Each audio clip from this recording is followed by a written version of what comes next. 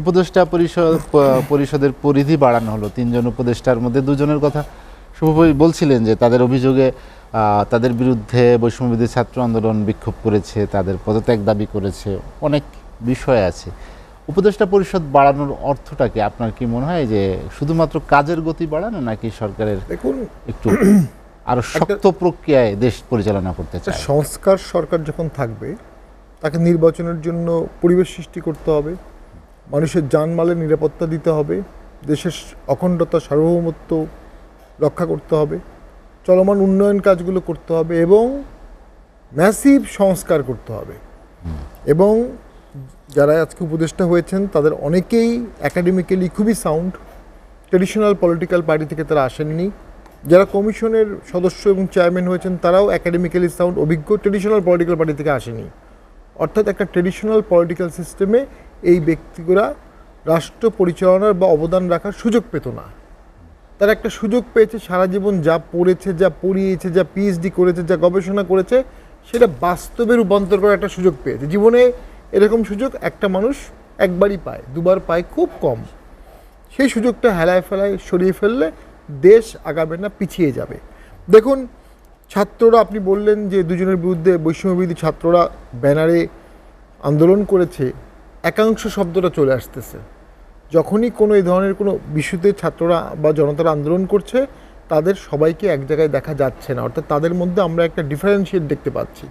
জাতীয় পার্টির ইস্যুতে একটা অংশ নির্মম ছিল, কিন্তু অনেকেই আবার সেখানে অংশগ্রহণ করেনি।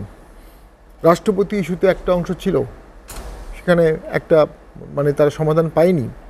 বিচারপতি ইস্যুতে অনেকে গিয়েছে এবং সেটাও সুপ্রিম কোর্ট, এবং প্রধান বিচারপতি অত্যন্ত বিচক্ষণ মানুষ, অত্যন্ত মর্যাদার সাথে তিনি 2টো বিষয় সমাধান করেছেন। একটা হচ্ছে 12 জন বিচারপতি, তাদের মধ্যে কয়েকজনকে আমি চিনি, কয়েকজন খুবই খুবই উঁচু মানের বিচারপতি, জাস্টিস নাইমা হায়দার আছেন, জাস্টিস হাসান আরিফ, এম আরিফ সাহেব আছেন, এনারা অনেক ভালো জাজমেন্ট লেখেন, সর্বজন স্বীকৃত, তারা অনেকেই আছেন।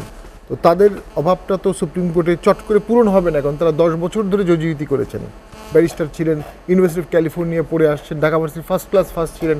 তো একজন আমি চট করে নতুন একজন জাস্টিস দিলে তো তিনি এই কাজগুলো পারবে না। তো সেখানে প্রধান বিচারপতি তাদেরকে সুপ্রিম জুডিশিয়াল কাউন্সিলের মধ্যে দিয়ে যদি অভিযোগ আসে তাদেরকে তিনি ট্রায়াল করবেন বা তাদের ব্যাপারটা দেখবেন। আরেকটা হচ্ছে রাষ্ট্রপতি হওয়ার বিষয়ে তার কাছে প্রস্তাব আসছিল, আমরা গণমাধ্যমে জেনেছি। তিনি খুব বিনয়ের সাথে এটি প্রত্যাখ্যান করেছেন। এই 2টি সিদ্ধান্ত আমি মনে করি তাকে জুডিশিয়াল স্টেটসম্যানশিপ দিয়ে দিয়েছে, কারণ একজন প্রধান বিচারপতিও রাষ্ট্রের এই ধরনের বিষয়গুলো জীবনে 1-2বার ফেস করেন, এবং সেখানে যদি ভুল করে তাহলে দেশ, জুডিশিয়ারি এবং প্রধান বিচারপতি 3 জনই ডুবে যায়। অতীতে এরকম নিদর্শন আছে। আমি মনে করি যেটি এখন প্রয়োজন, দেখুন, একটা এই অন্তর্বর্তী সরকারটা প্রথম হলো অন্তর্ভুক্তিমূলক হলো না, এটা অন্তর্বর্তী সরকার হলো না, অন্তর্বর্তী সরকার হতে হবে। এটি একটি বিশেষ গোষ্ঠী, বিশেষ শ্রেণী, বিশেষ এলাকারও কথা উঠেছে, বিশেষ এলাকার সরকার হয়ে গেছে।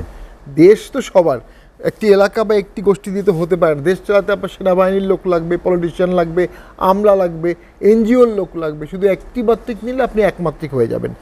একটা নির্বাচিত সরকার যখন নির্বাচনের পরে ক্ষমতায় আসে, সে কিন্তু সীমাহীন সমর্থন নিয়ে, সীমাহীন ক্ষমতা নিয়ে আসে না। সে কোনো রকম মেজরিটি নিয়ে সীমিত ক্ষমতা পাওয়ার করতে আসে। বাংলাদেশে কোনো সাংবিধানিক চেক অ্যান্ড ব্যালেন্স না থাকার কারণে, কোনো প্রতিষ্ঠান না থাকার কারণে ওই সীমিত সরকারটা আস্তে আস্তে 4th ইয়ারে গিয়ে সীমাহীন হয়ে যায় এবং তারপর তার পতন হয়। এটা আগের সার্কেল ছিল। এই সরকার কিন্তু সীমাহীন ক্ষমতার সরকার ছিল, সকলের জনসমর্থনে, বিপ্লব পরবর্তী সমর্থনে সীমাহীন ক্ষমতা নিয়ে ভবিষ্যৎ সরকারগুলোকে সীমিত করার দায়বদ্ধতা নিয়ে সরকারটা এসেছিল। অর্থাৎ প্রতিষ্ঠানগুলোকে গড়ার একটা অধিকার এই সরকারের ছিল। আনুপাতিক ভোট হতে পারে একটা ভালো প্রতিষ্ঠানিক রিফর্ম, সেখানে কোনো দলই চট করে অ্যাবসলিউট মেজরিটি পাবে না, অর্থাৎ পাওয়ারের ভারসাম্য থাকবে। একটা হ্যাঙ্গিং গভর্নমেন্ট হতে পারে, যেটা কোনো অংশে ভালো, কোনো অংশে খারাপ।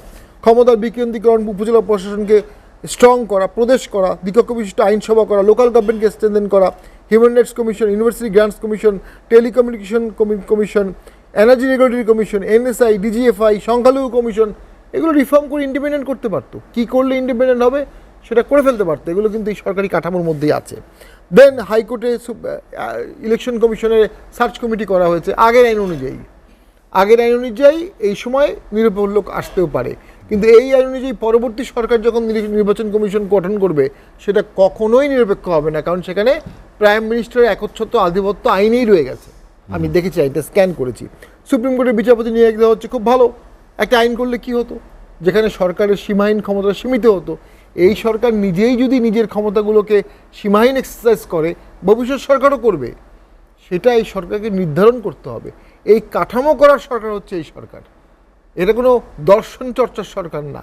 দর্শন দিয়ে দেশ চলে না, দর্শন দিলে দেশ পিছলে পড়তে পারে।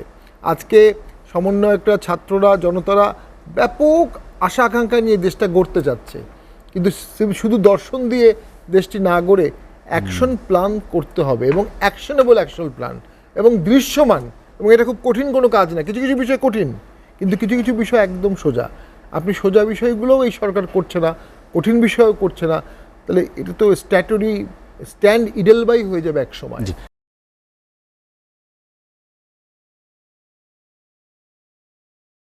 জবাবদিহিতা নিশ্চিত হবে, জবাবদিহিতামূলক প্রশাসন হবে, রাজনীতি হবে, সে বিষয়ের কি এই সংস্কার বিষয়ক যে পদক্ষেপ আপনার কি মানে, আপনি বলেছেন যে অন্তর্ভুক্তিমূলক বা সব দলের নির্বাচনে অংশ যে জাতীয় ঐক্যের কথা চিন্তা করা হচ্ছে, সেটার কি আসলে আমরা কোনো ছিটে ফোঁটা দেখতে পাচ্ছি কি? একটা হচ্ছে যে নির্বাচিত সরকারগুলো এই রিফর্মগুলো করেনি। এখন এই ধরনের সরকারই এই রিফর্মগুলো করেছে অতীতে। আমরা দেখেছি 111-এর সময় অনেক সংস্কার করা হয়েছিল, কিছু সফল হয়েছে, কিছু ব্যর্থ হয়েছে।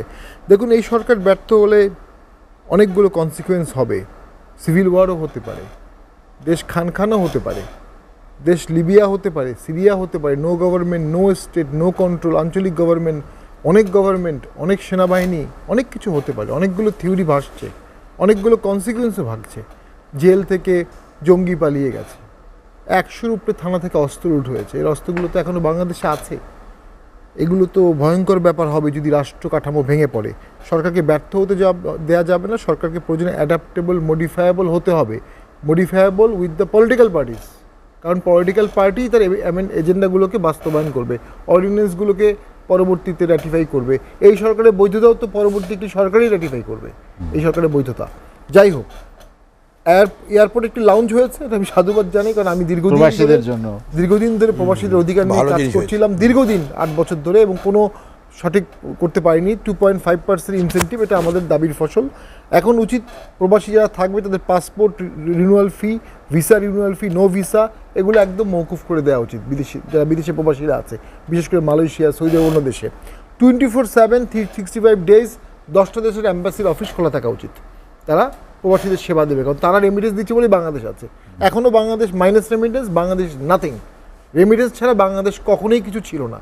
রেমিটেন্স যখন থাকবে না, বাংলাদেশ কিছু থাকবে না। আর সামান্য নামের বানান ভুলের জন্য অনেক প্রবাসী তার পাসপোর্ট রিনিউ করতে পারে না। অনেকে ইল্লিগালি বিদেশে গেছে, টাকা পাঠাতে চাচ্ছে, বৈধ হতে চাচ্ছে, পাসপোর্ট চাচ্ছে, পাসপোর্ট করতে পারছে না। ছোট ছোট সমস্যার জন্য লক্ষ লক্ষ লোক সাফার করে, লক্ষ লক্ষ লোক সাফার করে বলে বিলিয়ন বিলিয়ন রেমিটেন্স কম আসে।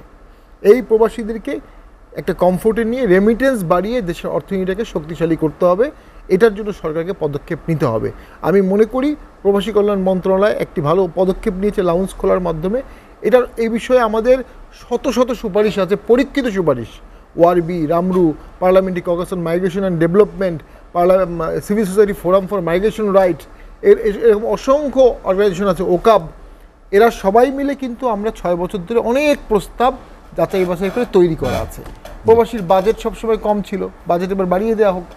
বিগত সরকারগুলো যে খাতগুলোকে উপেক্ষা করেছে অগণতান্ত্রিকভাবে, এই সরকারের দায়িত্ব হলো সে খাতগুলোকে এগিয়ে নিয়ে যাওয়া, যাতে পরবর্তী সময়ের সরকার সেটাকে ক্যারি করে অথবা সেটা রিট্র্যাক্ট না করে। প্রবাসীদের অধিকার রক্ষা করতে হবে।